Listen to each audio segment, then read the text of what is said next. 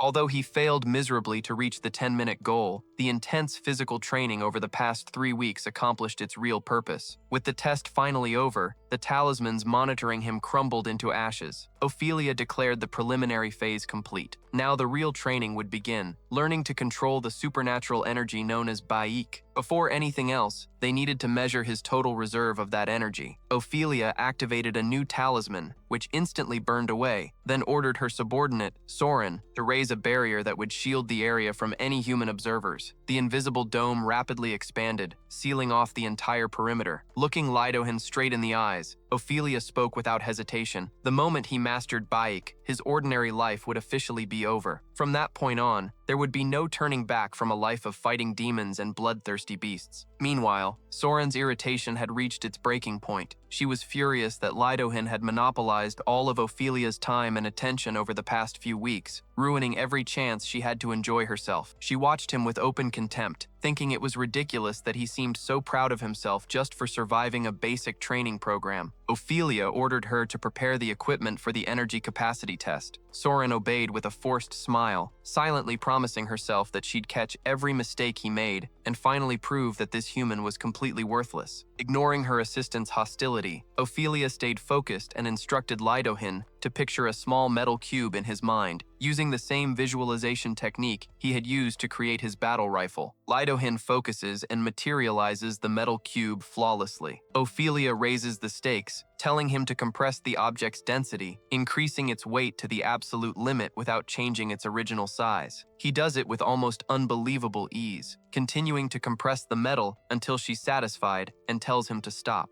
With a precise hand seal, the platinum-haired woman summons a tiny robotic device that releases a thin filament, connecting directly to Lidohin's mind. The protagonist asks what the connection is for. Ophelia explains that it's a Bayek sensor, a device that measures his life energy, and tells him not to worry about the numbers, only to keep the cube stable. Watching the readings, Soran starts breaking into a cold sweat. The energy level climbs past 90 and continues rising at an alarming rate. The average human's limit is 100, and she warns that it's time to stop the test. Ophelia refuses. She wants to see how far he can go and orders Soran to alert her the moment the reading reaches 180. To Soran's complete disbelief, the number skyrockets, reaching 180 at an astonishing speed. Ophelia asks Lidohin if he notices anything unusual, but he calmly replies that he feels perfectly fine. Relief immediately washes over him. He had been afraid using Bayek would put unbearable strain on his body, yet he doesn't feel the slightest bit of fatigue. Ophelia quickly crushes his optimism with a blunt warning. The lack of physical symptoms is exactly what makes the process so dangerous. Before Lidohin can even process what she means, a thin stream of blood trickles from his nose. Ophelia immediately points it out, her expression turning serious. That's the only warning sign he'll ever get before reaching total exhaustion. She explains that if he stubbornly keeps drawing power after the bleeding starts, he will no longer be consuming Bayek,